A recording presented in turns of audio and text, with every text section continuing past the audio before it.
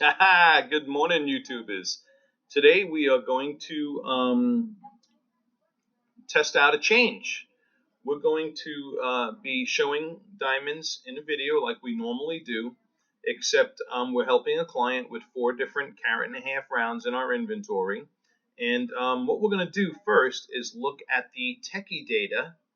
All right, I'm going to go over that because a lot of people like to know my opinion on that stuff too. So we're going to look at the diamonds first with the material we have published, and then we're going to physically look at the diamonds. And these are all 4 of them happen to be gorgeous.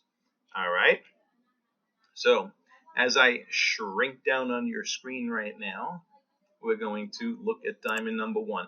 First one we're going to be looking at in the lineup of diamonds is a carat and a half HSI1 Platinum Select round brilliant cut.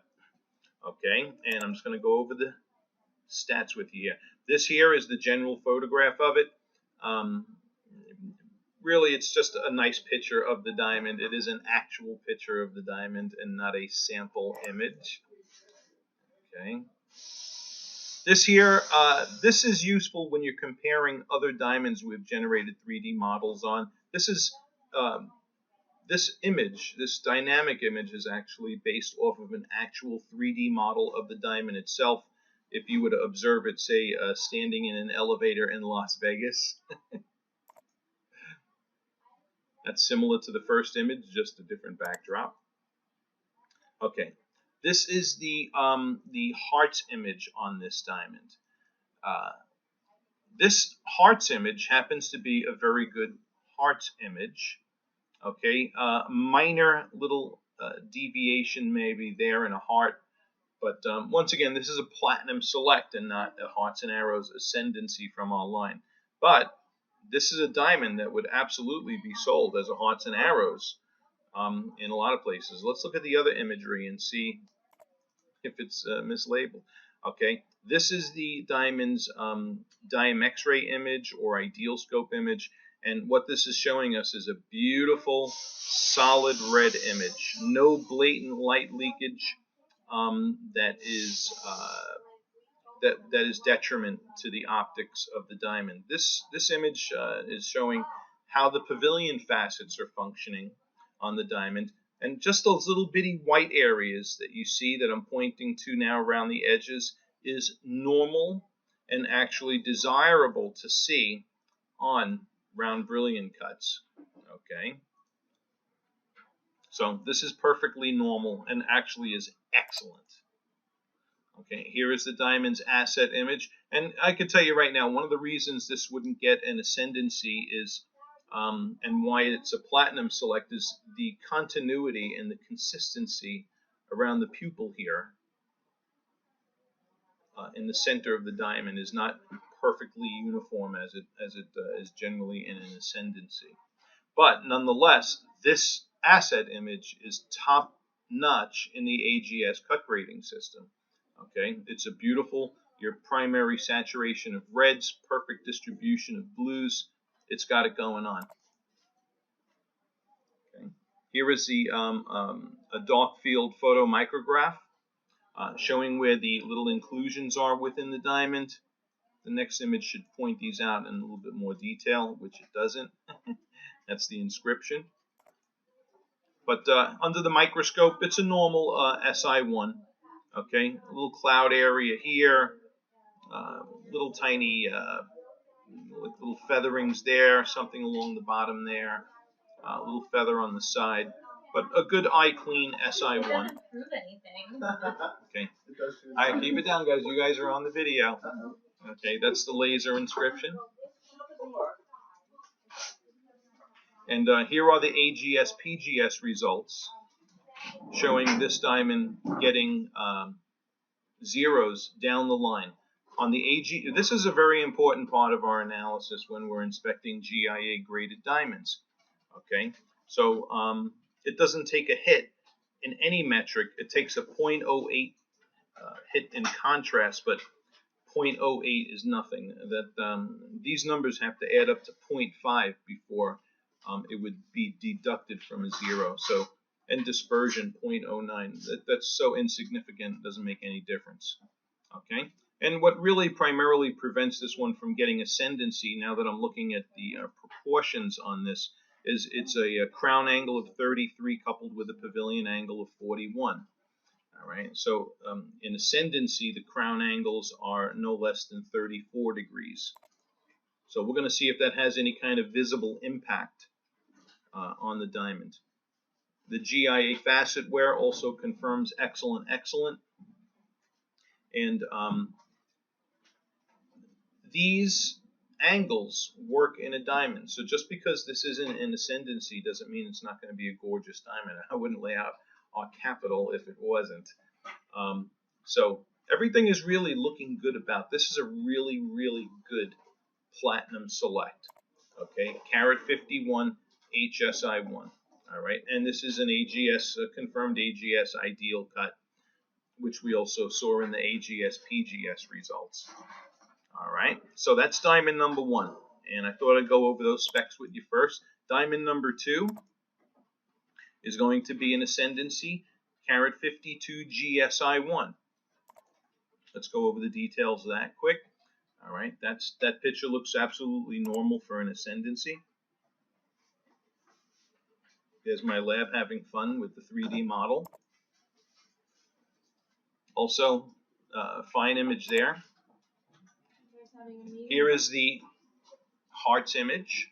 Okay, the unedited hearts image, by the way, which has little, you can see a reflection of the cloud. There's a cloud in this diamond, a little cloud. And whenever you look at a diamond upside down, you can see reflections of an inclusion multiple times in the pavilion. No need to get alarmed, though. The hearts image is right on. Oops.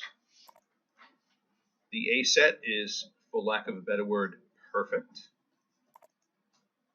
as is its Dime X-ray image. Beautiful saturation of reds. And once again, the normal points of little tiny bitty leakage happening in hearts and arrows. Okay. No problema. Here is the first photo micrograph. Oops, okay, it looks like my lab's only been putting up one photo micrograph, but right there is where the where that little cloud is in the stone. No big whoop. Those can be some of the best inclusions because they're totally always contained within the diamond, and we also vet all of these diamonds to make sure the inclusions aren't breaching the surface or anything like that. No big, yeah, nice eye clean SI1 with a G color, so great stone. As you can see, the AGS PGS results, 0 down the line. Beautiful angle combinations. This is a computer generated A set, which is done generated within the AGS PGS software, which we lease from AGS Laboratories, and the GIA facet wear results, which are also right on. Okay.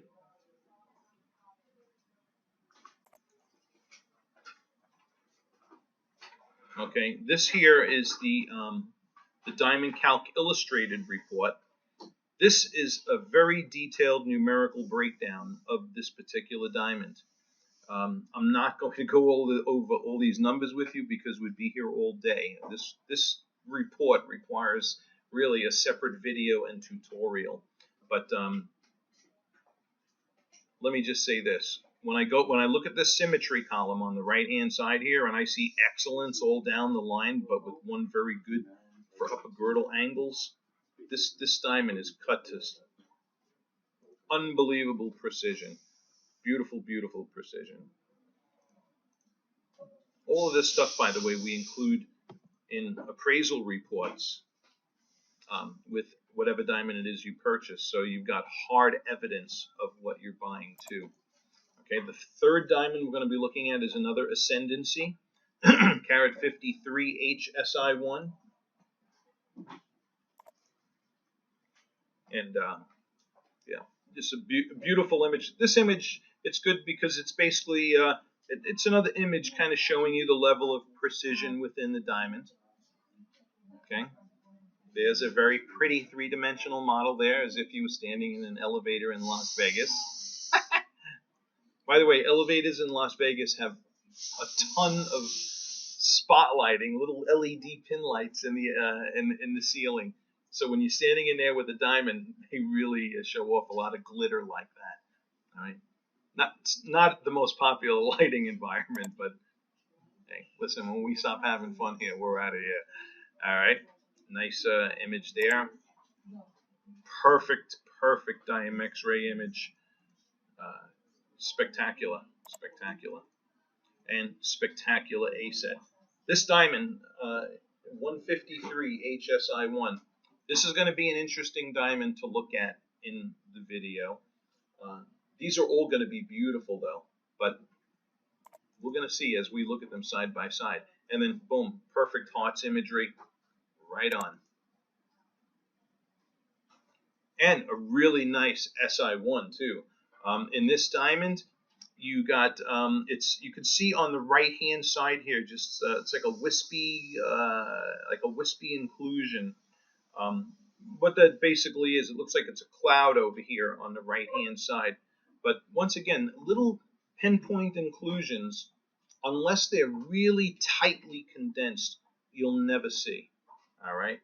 And when we shoot video of diamonds in high definition, the macro lens will usually capture what your eyes can't see.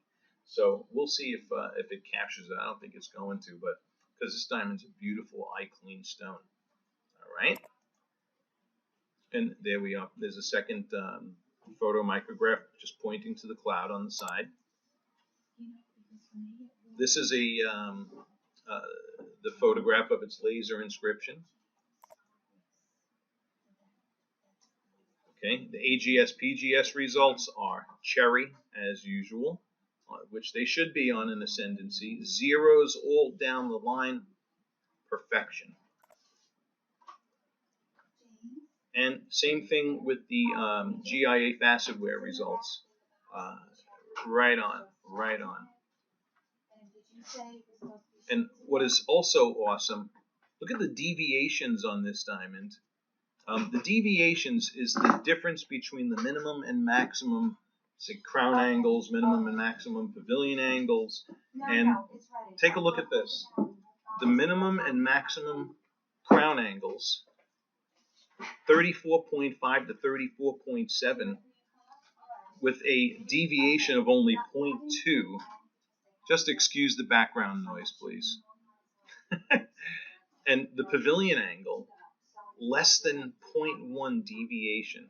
So this diamond is cut to an insane level of precision. Unbelievable. All right, so this is going to be a nice diamond to look at.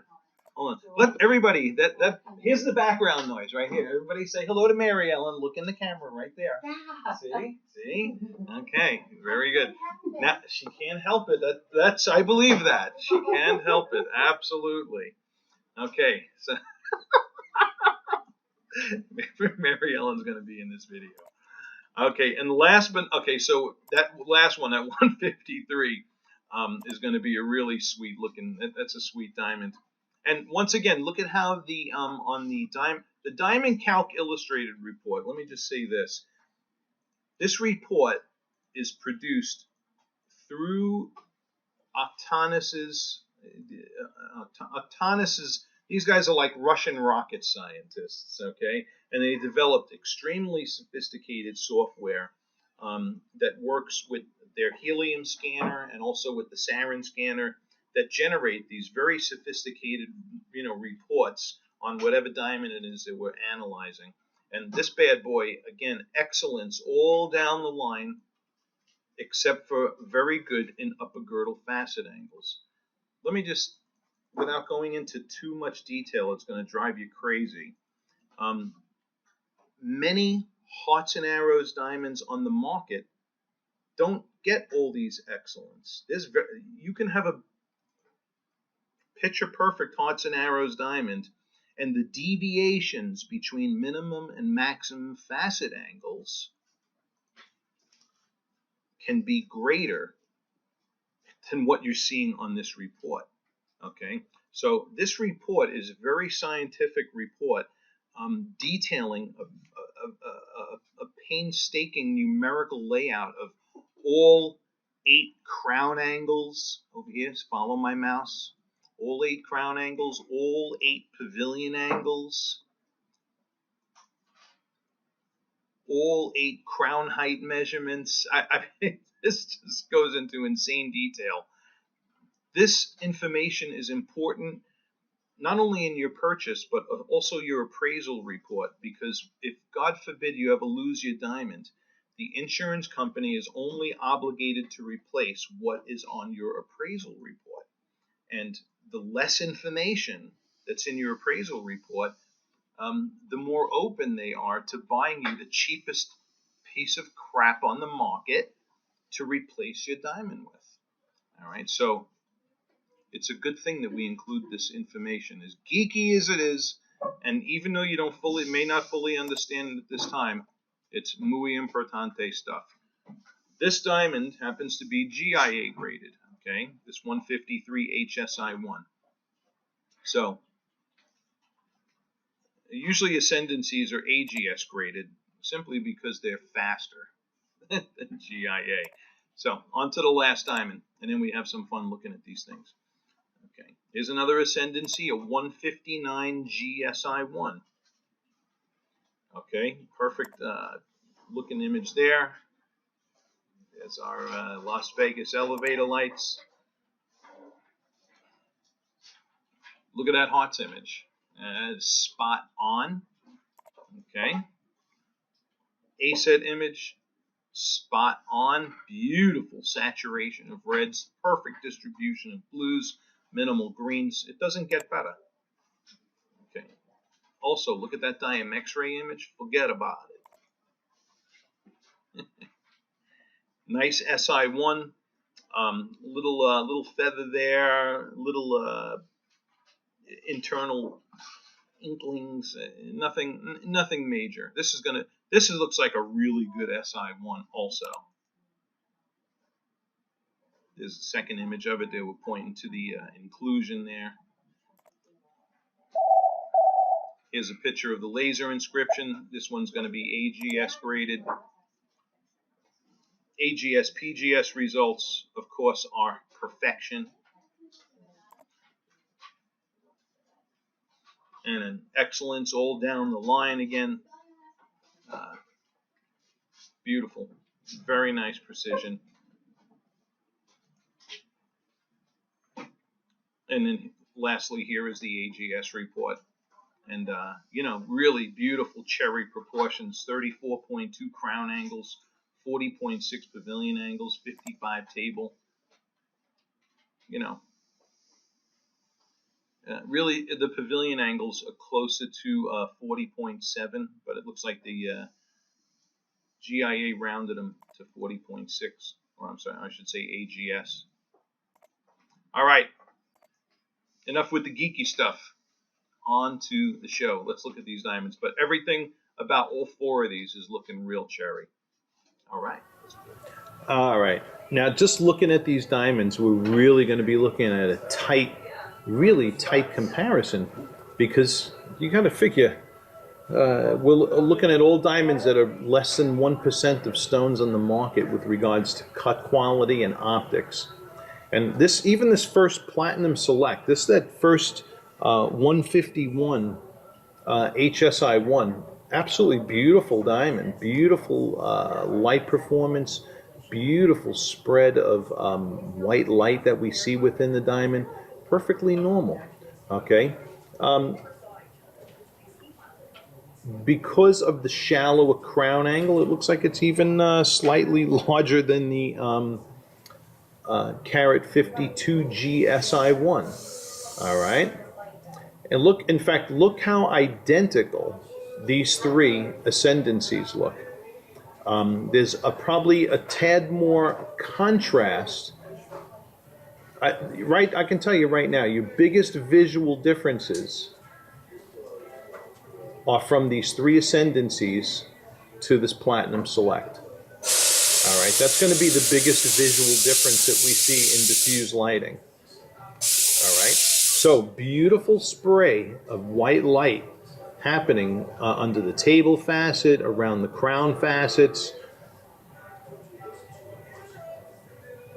There's more of a bright, dark contrast in the ascendancies, their distribution, the light distribution of bright and dark reflections may be a little more perfected in those.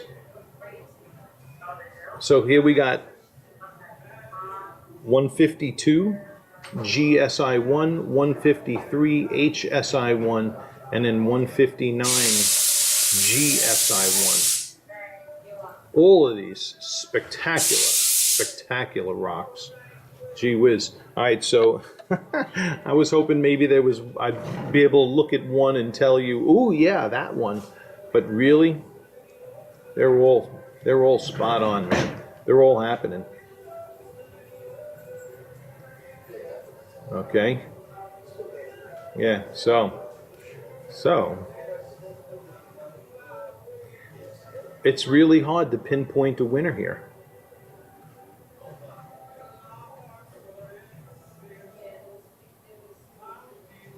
Let's go into spotlighting and see if we see any notable difference in spotlighting that might persuade us. All right, this is our dimmer spotlighting environment. And again, we're starting off with the 151 HSI1, 152 GSI1. Look at this. Yeah. Bam.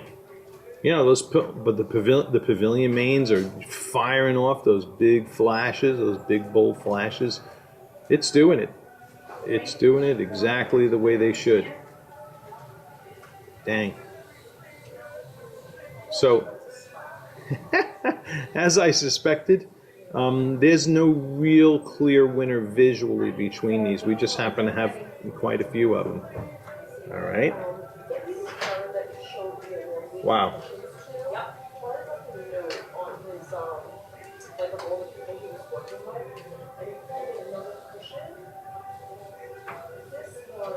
I'm also trying to see, I'm looking in the screen and I'm trying to see if I see any of the inclusions, but I don't. All right. Let's go into stronger spotlighting for fun. All right. And then here is the carat and a half HSI1 Platinum Select next to the carat 52 GSI1 Ascendancy. Both jamming. Both jamming. Beautiful array of bold fire flash and pin fire flash. Spectacular. Here's the other two ascendancies now on the right hand side. And they're all singing. They're all singing. So there's no real I can't put my finger on which is the best, because all of these are cherry-picked diamonds in our inventory. Okay? Exhibiting the highest optical properties. Gee whiz.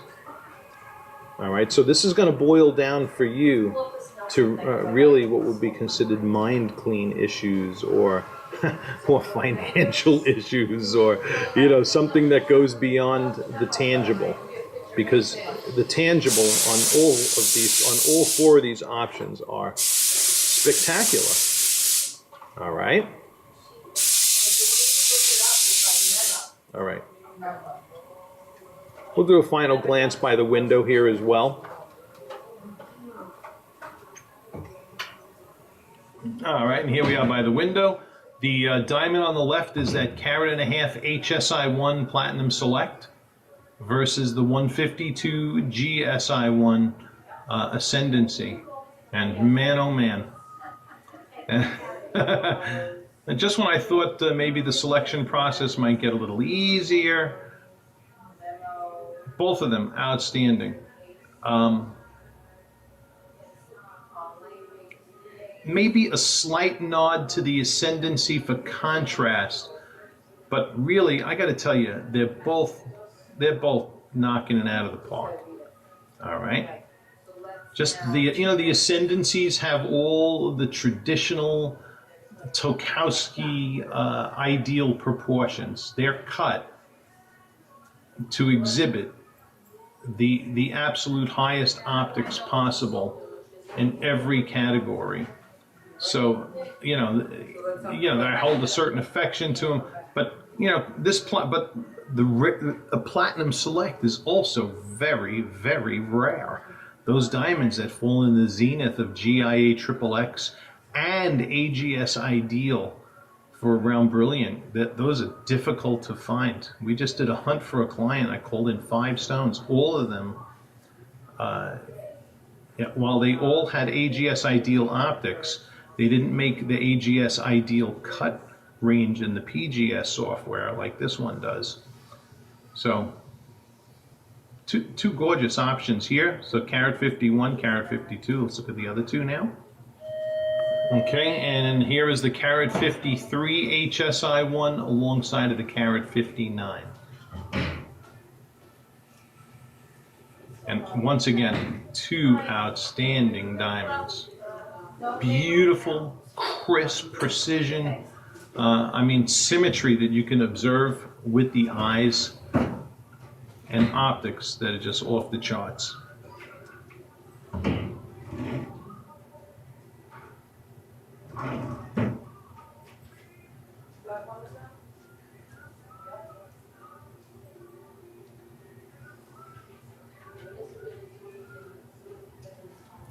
Let's summarize these now. All right, quick summary. They're all phenomenal. We handpicked all of them. And our vetting process is second to none. There isn't a website that vets in the manner that we do. The carat and a half, the 151 HSI1, if I was looking to save money and get the least expensive one, that's your least expensive. And it's super gorgeous and it's rare. The carat 52 GSI1, either the 152 GSI1 or the 153 HSI1. Here you're in the perfection of ascendancy. Okay, the G I would get because it's a G, and the H because it's an H. 152, 153. One's AGS, one's GIA graded there. So, if you wanted the GIA graded instead of the AGS graded, quite frankly, it doesn't make a bit of difference to us here. They're both conservatively graded, and we checked out both of them. So, once again, that's if you want to get the perfection of hearts and arrows, and you're into ascendancy, GSI1 versus HSI1. You toss a coin. The 159. That's going to be your largest and your most valuable one in the lot. So if you were wanting something that was closer, like in that carat 60s, into the larger size, that's why I'd get that one. And you have to decide that where you fall into that mix of what you want or don't want. But they're all spectacular. And you're going to have a diamond that your lady is going to be very proud to sport around. All right, so that wraps this one up. Thought we'd try a different format today, break it up a little bit, and I hope you enjoyed it. Thank you. And I'm sorry for keeping you so long, too. I know this video went pretty long. Thank you. Okay, and just when you thought you've had enough, Marie wanted me to show you 2 settings. Okay, so we're going to put the camera, we're going to put the macro lens on, and I got 2 settings here I want to show you up close. For the center diamond that are both also beautiful too. Okay, this first one here has bigger diamonds in it. This is the Michael M setting. All right. These guys make super duper gorgeous settings. Their workmanship is just, it's, the design of settings. They're beautiful, absolutely beautifully crafted settings, solid. These are the kind of settings when you feel, when you're holding it, you feel it. Very beautifully made settings. All of them handmade. Okay, this next one is the Stuller Okay, this one has more, the diamonds are smaller in this, and put them side by side for you. So here's the Michael M next to the Stuller. This has a cubic zirconia in it, this doesn't have anything in it. But you can see the diamonds, that they make it with the diamonds smaller, there's just more of them. It's a more delicate looking setting. Okay, but also very pretty. This one does have diamonds all on the side, so also very pretty to look at too. The Michael M doesn't have that feature in particular. And also, if you look carefully, this one also has diamonds on the side of the halo. Okay, just more smaller diamonds, fewer bigger diamonds. Okay, they're both beautiful settings. They'll both complement the diamonds we were just looking at magnificently. Okay, now I'm becoming more conscious of my manicure. But you got the idea. Absolutely gorgeous. Should I tell him that I have? And there we are, side by side. Yeah. Okay. Yummy. Let me know if that's good. If there's any other pictures or images we could take for you, we're happy to accommodate. Thank you once again. All right, I'll look at my email just to double check. Thank you.